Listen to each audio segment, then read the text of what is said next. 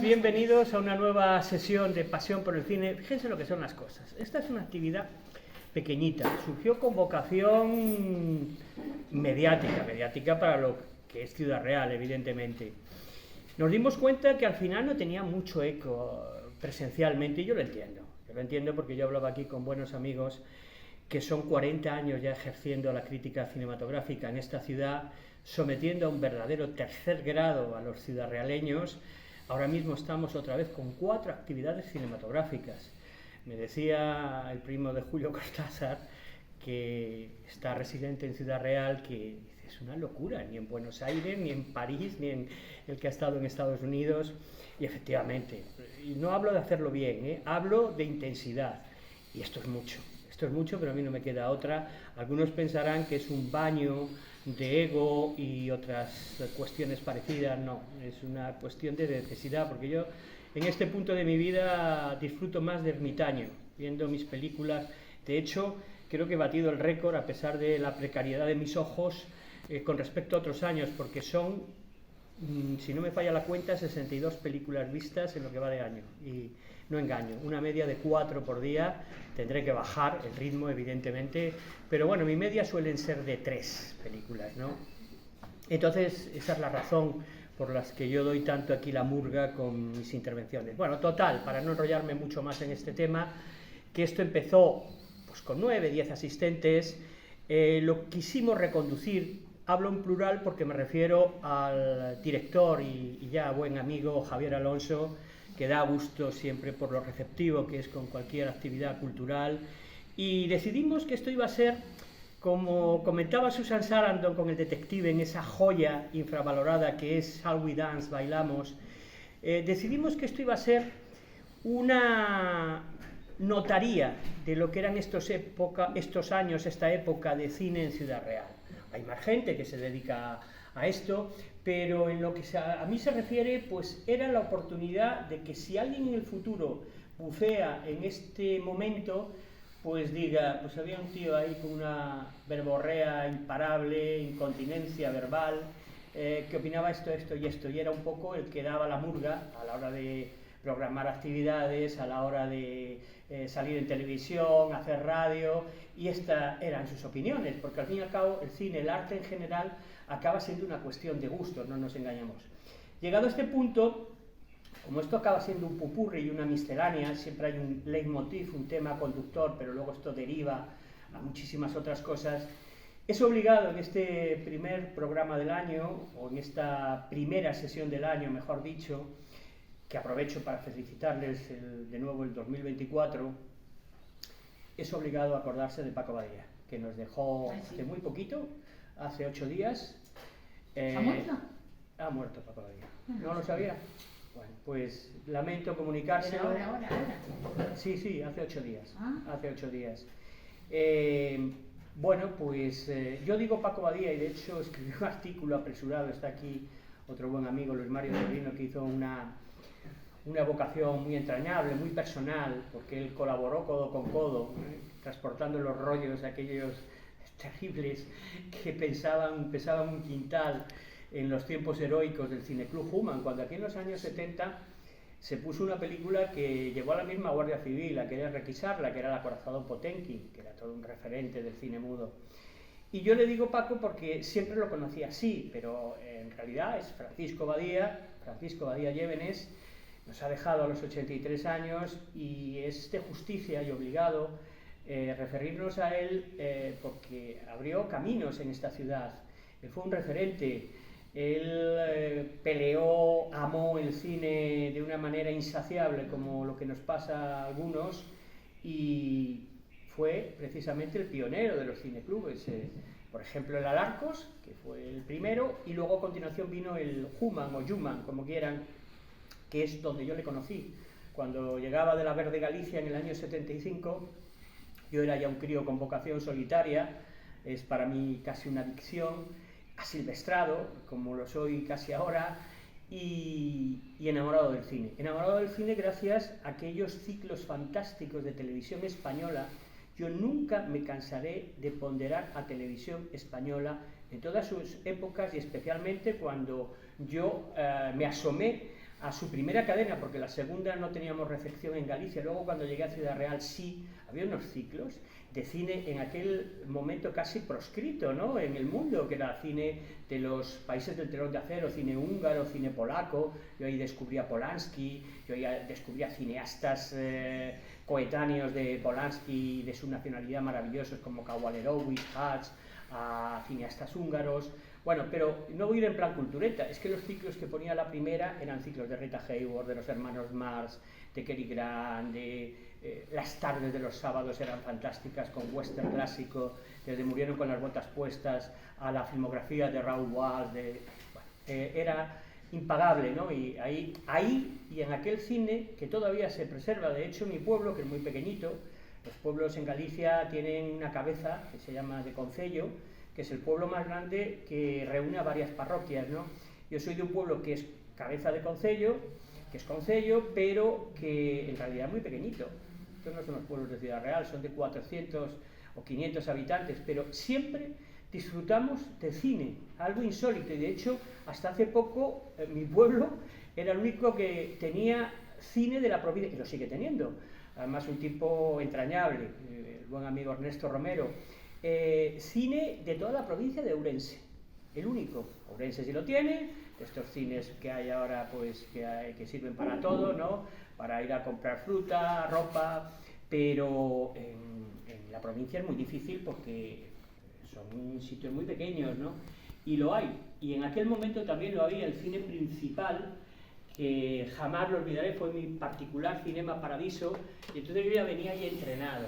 Y de hecho, posiblemente la película que supuso mi vocación al cine fue Peter Pan, en una sesión especial que nos hacían una especie de cómicos ambulantes por los pueblos. Yo nunca olvidaré, me propuse ser Peter Pan y a fecha de hoy lo he conseguido. Esto de no crecer ni casi en lo físico ni en lo mental, ¿no? Seguir resistiéndome a ser adulto. Bueno, esto es muy poético y muy florido, pero algo de verdad hay. Y en televisión yo siempre recordaré con enorme agradecimiento cómo me deslumbraron películas como King Kong, el primer King Kong, que sigue siendo insuperable, por supuesto. Se ha superado en cuanto a técnica digital, pero no en cuanto a creatividad y poesía. Me acuerdo de La fiera de mi niña, me acuerdo de Fort Apache, que la he vuelto a revisarlo a lo largo de mi vida no sé cuántas veces, ¿no? O sea, que yo ya venía curtido, pero evidentemente cuando llego aquí, de repente no conocía a nadie, porque Ciudad Real era una quimera en la vida de mi familia, pero por diversas circunstancias que ahora no al lugar, pues aterrizamos aquí mi madre y yo. Claro, yo ya empezaba a comprar fotogramas, me iba, bueno, estaba en el cine, pasó a ser mi segunda o primera casa, según, ¿no? Hasta el punto de que en el antiguo Cine Castillo, Luis Mario se acordará de aquellas películas Tiburón, vimos, por ejemplo, la vimos con 6 meses de retraso, por eso no generó la misma ferocidad que generó si se hubiera visto en el verano, que es cuando la vieron los americanos. Y entonces, yo creo que es el primer blockbuster como tal, y que eso hizo que mucha gente no acudiera a las playas aquel verano.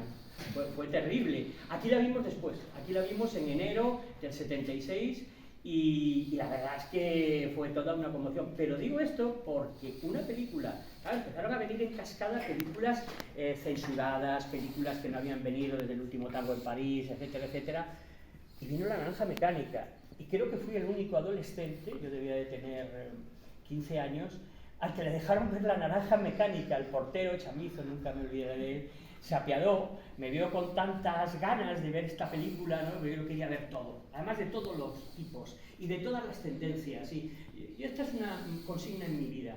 Leer los periódicos de todo tipo de colores, películas, libros. Creo que así uno se enriquece más y tiene más perspectiva, por lo menos así lo entiendo yo, ¿no? Y La naranja mecánica, todo rodeado de mayores, ¿no?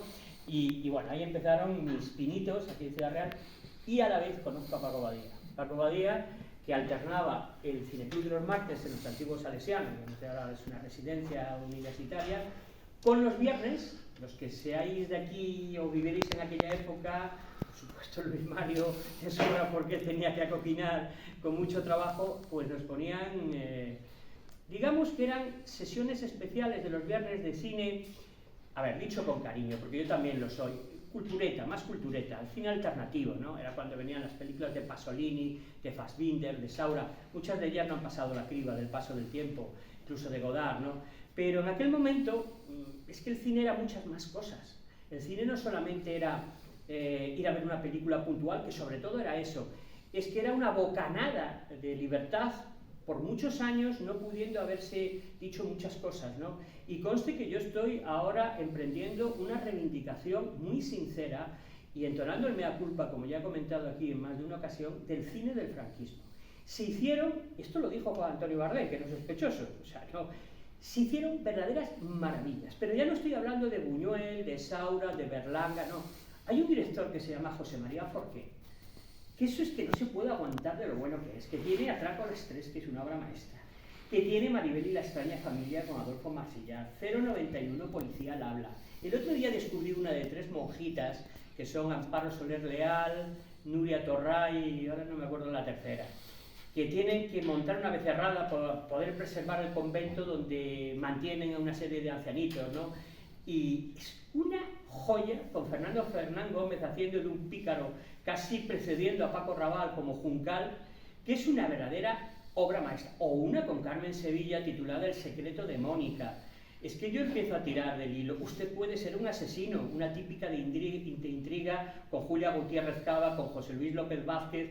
Por cierto, hoy venía acordándome de José Luis López Vázquez porque empezaba a llover y no sé por qué me he acordado de My Fair Lady, que había una canción, esa obra maestra de George Cukor con Audrey, y hay una canción que es The Rain in Spain, y aquí la tradujeron como La lluvia, sí, en Sevilla, es pura maravilla. Esto es lo que hacen aquí los doblajes, ¿no?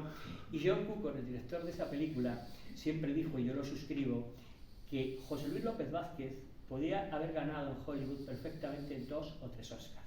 Lo que pasa es que a López Vázquez le entró, no el pánico, yo creo que la comodidad, eso que ya dicen ahora de la zona de confort, de ir a Estados Unidos, tener que aprender inglés, una cultura que aunque la podamos admirar algunos, pero que no tiene nada que ver con la nuestra, y al final no dio el salto al charco a Hollywood, pero López Vázquez trabajó con George Cukor en una película deliciosa con Maggie Smith, esa fantástica actriz de origen británico, que se titula Viajes con mi tía, que ahora hay una plataforma Filming que felizmente está recuperando clásicos, no solamente del cine americano, del cine europeo, que hay un bagaje de, bueno, aquí mis buenos amigos Choni, Pablo, Paula, cine francés, ese que los chicos airados de la Nouvelle Vague, Truffaut y demás desdeñaron, el cine anterior, de Marcel Carné, de tantísimos, Julien Duvivier, bueno, es una maravilla visto ahora, ver ahora el Muelle de las Brumas,